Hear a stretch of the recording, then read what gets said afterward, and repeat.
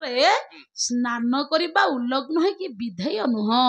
ସେଇଥିପାଇଁ ପଣ୍ଡିତ ଆଜ୍ଞା ଭଗବାନ ପରମ ବ୍ରହ୍ମ ନାରାୟଣ ଯେତେବେଳେ ଆଜ୍ଞା ଜନ୍ମ ହେଲେ ପ୍ରକଟ ହେଲେ ପ୍ରଥମେ ଚନ୍ଦ୍ରମାକୁ ଦର୍ଶନ ଦେଲେ, ଚତୁର୍ଦ୍ଧା ମୂର୍ତ୍ତିରେ ପ୍ରକଟ ହେଲେ ଦିନ କୃଷ୍ଣ ରସଗୋଲରେ ଦେଖିଲେ, କଲା করে ଶଙ୍ଖ ଚକ୍ର ଧରି ଦର୍ଶନ ଇଏ ବାଲ୍ୟ କାଳୁ ବୀର ବେଶ କଲେ ପ୍ରକାଶ, କଣ୍ଠେ କୌସ୍ତୁଭ ମଣି କୋଟି ଶଶ ଧରି, ଇଏ କରିନ ପ୍ରକାଶ ପାବ ଅନ୍ଧାର ନାଶ, ଇଏ କୋଟି ତୋଟେ ପିତ ବସନ କଳା ମେଘ କୋଳରେ ବିଜୁଳି। ଚତୁର୍ଦ୍ଧା ମୂର୍ତ୍ତି ଭଗବାନ ଧରିଲେ। ପୀତାମ୍ବର କହିଲେ ହଳଦିଆ ବସ୍ତ୍ର ଥିଲା, ଶଙ୍ଖ ଚକ୍ର ଗଦା ପଦ୍ମ ଥିଲା, ଅନର୍ଘ୍ୟ ମଣିମୟ ମୁକୁଟ ଥିଲା, ମସ୍ତକରେ ଆଜ୍ଞା କେକି ପୁଛ ଥିଲା, ଭଗବାନ ହାତରେ ବଂଶ ଉନ୍ମାଦ କରୁଥିଲେ। ଯେତେବେଳେ ପଣ୍ଡିତେ ପ୍ରଭୁଙ୍କର ଚତୁର୍ଦ୍ଧା ମୂର୍ତ୍ତି ପ୍ରକଟ ହେଲା, ଦର୍ଶନ କଲେ ବସୁଦେବ, କହିଲେ ଆହା 6 ପୁଅ ବିନାଶ ହୋଇଛନ୍ତି ମୋର, ଅନ୍ଧାର ଘର କି ଆଲୁଅ କରୁନଥିଲେ, ଏଭଳି ଅପୂର୍ବ ରୂପବନ୍ତ ପୁରୁଷ ଆଜି ପର୍ଯ୍ୟନ୍ତ ମୁଁ ଦେଖିନି, ସବୁ ଦୁଃଖ ଆଜି ଦୂର ହେଇଗଲା, ପ୍ରଭୁ ତତେ ଦର୍ଶନ କଲେ। ଭଗବାନଙ୍କ ପାଦ ପଦ୍ମରେ ପଡିଗଲେ, ଲମ୍ବ ହୋଇ ବସୁଦେବ ଭଗବାନ କୃଷ୍ଣଙ୍କର ପାଦ ପଦ୍ମରେ ଶରୀରକୁ ଶୋକର ଶ୍ୱାସରେ କମ୍ପିତ କଲେ। ପ୍ରଭୁ ଆପଣ ଆସିବେ ବୋଲି ସୂଚନା ପାଇ ମୋର 6 ପୁତ୍ରକୁ ନିହତ କରିସାରିଛି କଂସ, ଯଦି ଆପଣ ଆସିବାର ସୂଚନା ପାଇ ତାହେଲେ ତମକୁ ନାଶ କରିଦେବ ପ୍ରଭୁ। କଲା ଧୀରେ ଚାହିଁଲେ ବସୁଦେବ, କଲା ଦେଖିଲେ ଅନାଦି ମାଧବ, କଲା ଏତ ପୁରୁଷ ଗୌତମ କିଏ ବା ପ୍ରଭୁ ଭଗବାନ, ଇଏ ମନରେ ଗଙ୍ଗା ସ୍ନାନ ଗଲା, ଅଇତେ ଧେନୁ ସର୍ଗିଲା, କଲା ପ୍ରଭୁ ଏ ପୁଅକୁ ଯଦି କଂସ ମାରିବନି 10,000 ଧେନୁ ବିପ୍ରମାନଙ୍କୁ ଦାନ ଦେଇ ଯଜ୍ଞ କରିବି ପଛକେ, हे 10 ଦିଗପାଳ ଏ ପୁତ୍ରକୁ କଂସ କେବେ ନ ମାରୁ। ମନ ମଧ୍ୟରେ ଦୁଃଖ ପ୍ରକାଶ କରି ଲମ୍ବ ହୋଇ ପ୍ରଭୁ ପଦାର ବିନ୍ଦରେ ପଡିଗଲେ, କହିଲେ କହଇ ବସୁଦେବ ଶୋକେ, ତୋହର ଜନ୍ମ ନର ଲୋକେ, ଇଏ 6 ପୁତ୍ର ମାଇଲା ମୋହର, ତୁ କି ନ ଜାଣୁ ଚକ୍ରଧର, ଇଏ ପ୍ରହରୀ ମାନେ ଜଗିଛନ୍ତି, ଶୁଣିବେ ବୋଲି କରେ ଭ୍ରାନ୍ତି, କଂସକୁ କହିବେ ସେ ଯାଇ, ସେ ଆସି ମାରିବ ଯେ ତହି, ତତେ ହୁଁ ତୁ ହି ରକ୍ଷା କର, ପ୍ରଭୁ ମୁଁ ତତେ ରଖିବାକୁ ମୋର ଶକ୍ତି ଅଛି, ଲୁହାର ସାଙ୍ଖୁଳି ପଡିଛି ମୋ ପାଦରେ, ପ୍ରଭୁ ତତେ ରଖିପାରିବିନି, ମୁଁ ହାତରେ ଲୁହାର ବେଡି ପଡିଛି, ତତେ ରକ୍ଷା କରିବାକୁ ମୋର ସାମର୍ଥ୍ୟ ନାହିଁ। ସତ ସତିକା ପ୍ରଭୁ ଯୋଗେଶ୍ୱର ପରମ ବ୍ରହ୍ମ ମାଧବ ରୂପରେ ପ୍ରକଟ ହେଇଛୁ, ତତେ ଆଜି ତୁ ନିଜକୁ ନିଜ ରକ୍ଷା କରେ। ଯେତେବେଳେ ଲମ୍ବ ହୋଇ ପଡିଗଲେ ବସୁଦେବ କୃଷ୍ଣଙ୍କ ପାଦ ପଦ୍ମରେ, ଭଗବାନ ମନେ ମନେ ଚିନ୍ତା କଲେ, ଆହା ମୁଁ ପୁଅ ରୂପରେ ଅଛି, ବାପା ବସୁଦେବ ବାପା ରୂପରେ ଅଛନ୍ତି, ଯଦି ଜଗତରେ ବାପା ପୁଅକୁ ଦଣ୍ଡବତ କରିବ ତାହେଲେ ପୁଅର ମଙ୍ଗଳ କେବେ ହବନି।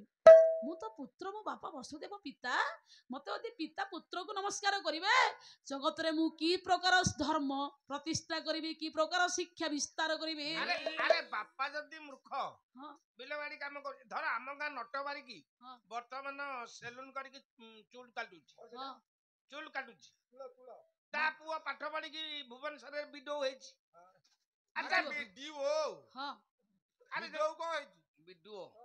ସେ ବିଡିଓ ପୁଅ ଯେତେବେଳେ ଗୋଲର ଗାଡି ଧରିକି ଆଉଛି, ଗୋଲର ଗାଡି ତାହେଲେ କଣ ହଉଛି ତାଙ୍କର ଅବସ୍ଥା?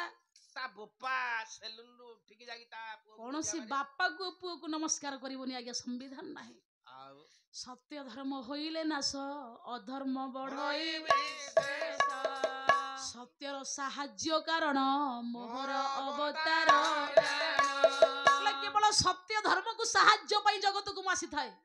ବାପା ପଣ୍ଡିତ ମଣ୍ଡଳୀ ବାପା ହେଇକି ରହନ୍ତୁ, ଜଗତରେ ବାପା ପଣ୍ଡିତ ମଣ୍ଡଳୀ ଯଦି ଅସମ୍ମାନିତ ହେବେ ଆଜ୍ଞା ନିଜକୁ ଲଜ୍ଜିତ ହବ।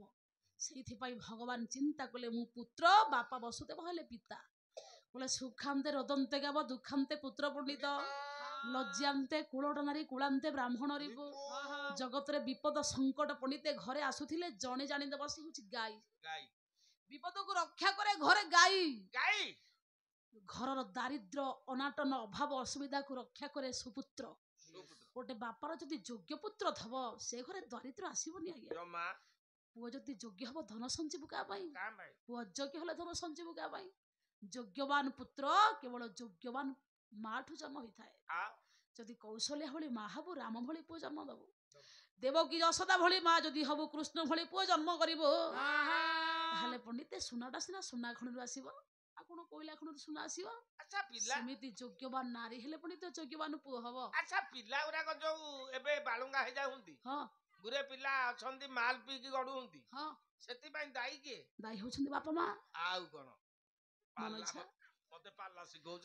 ଲଜ୍ଜା, ମାତା ଦୂଷଣ, ପିତୃ ଦୂଷଣ, ମୂର୍ଖତା, ଅଦାତା ବଂଶ ଦୂଷଣ, କର୍ମ ଦୋଷ, ଦରିଦ୍ରତା, ଅଭାଗ୍ୟା ଭୂମି ନିନ୍ଦନ୍ତି, ଜଳ ନିନ୍ଦନ୍ତି, ରୋଗିଣା ବେଶ୍ୟାଚ ପୁତ୍ର ନିନ୍ଦନ୍ତି, ଚୌର ନିନ୍ଦନ୍ତି, ଚନ୍ଦ୍ରମା। ଝିଅ ଖରାପ ହଉଛୁଟି କାହାକୁ ଦୋଷୀ କରନ୍ତୁନି, ନିଜ ଦୋଷୀ ହଉଛି ମା।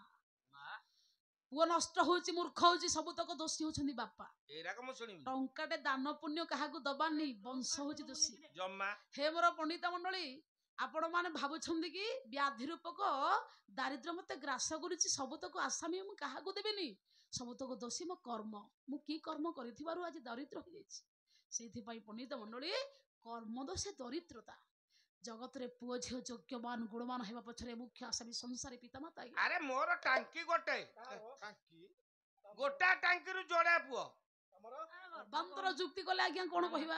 ଆରେ ଯଦି ଗୋଟେ ଟାଙ୍କି ଯୋଉ କହିଲ ତମ ବୋପା ସ୍ତ୍ରୀଙ୍କର ଗର୍ଭ ଗୋଟିଏ, ଦିଟା ପୁଅ ଜନ୍ମ ହେଲା, କଣ ମୋଟାମୋଟି ବଡ ପୁଅଟା ଇଞ୍ଜିନିୟର, ଭଲ ଅର୍ଥରେ ବଡ ପୁଅଟି ଭଲ, ଆଉ ସାନଟା ସିଗାରେଟ ଆଣିକି ବୁଲୁଛି। ସାନଟା ସିଗାରେଟ ପୁଅ ଟାଣୁଛି ମାନେ ଖରାପ। କହିଲୁ ରେ ଆରେ ବାବା ଇଏ ବଡ ଏଇଥିପାଇଁ ପୁଅଟା ପଣ୍ଡିତ ତୋରି, ସାନ ପୁଅଟା ପଞ୍ଚାୟତର। ସେଇଥିପାଇଁ ଯୋଗ୍ୟବାନ ପୁଅ ଝିଅ ପଣ୍ଡିତେ ଜନ୍ମ ହେବା ପଛରେ ମୁଖ୍ୟ ଆସାମୀ ସଂସାରୀ ପିତାମାତା। ବାପା ମା ଯଦି କର୍ତ୍ତବ୍ୟ କର୍ମ ଠିକ କରିଛନ୍ତି, ତାଙ୍କ ପ୍ରଭାବ ସୁକୃତ ଫଳ ପୁଅ ଝିଅ ଉପରେ ପଡିବ ଆଜ୍ଞା।